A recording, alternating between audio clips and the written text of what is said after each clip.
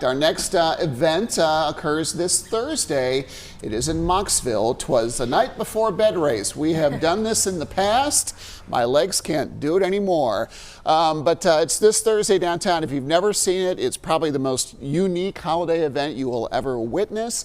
The parade begins around 5:30, if I'm not mistaken. It will go during the evening. If you do plan to attend, the weather is going to be vastly different in the next 2 days compared to where it is now. Temperatures in the 40s, but strong winds will drop the wind chill temperature into the 30s. So something to keep in mind. At least the weather does look dry.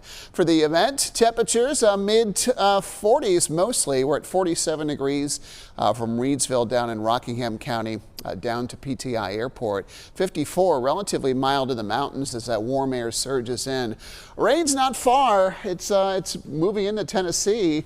Give it a couple of hours and it'll begin to move into the western part of the state. I think showers will likely hold off for a few more hours across the west. By late morning, though, midday, we'll likely have a little mountain rain around as this front starts to approach. This is the first of two.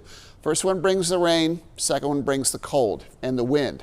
We'll have some strong winds wrapping around this low as it moves into the northeast, but the bulk of the rain I think is going to lift into the northeast and kind of avoid our area. It was looking like we had a very high rain chance going into tonight and tomorrow. Our best window is going to be while you're sleeping tonight, and then Wednesday does look a little bit more unsettled. Mild again today and tomorrow.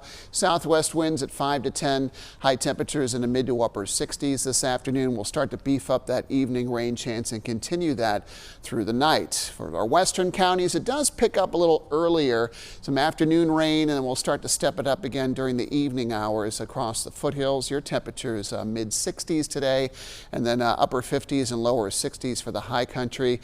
Better rain chances start late morning or lunchtime, and it will continue through the evening hours tonight. Here's a better illustration. In your hour by hour, you'll start to see those showers popping up.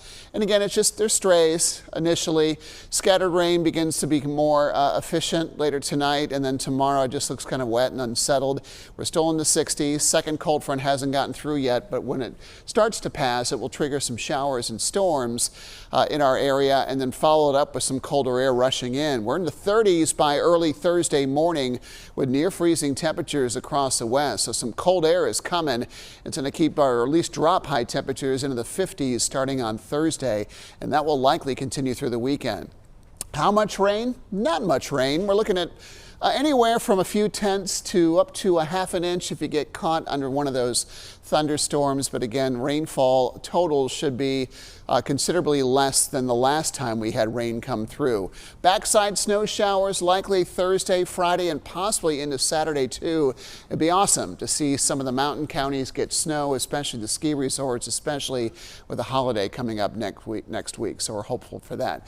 But our 7-day forecast is quite chilly once you get past tomorrow. Low to mid 50s through Saturday. We start to warm things up a little bit for the High Point parade on Sunday, but temperatures will be quite cool in the morning, and then we're back in the 60s on Monday.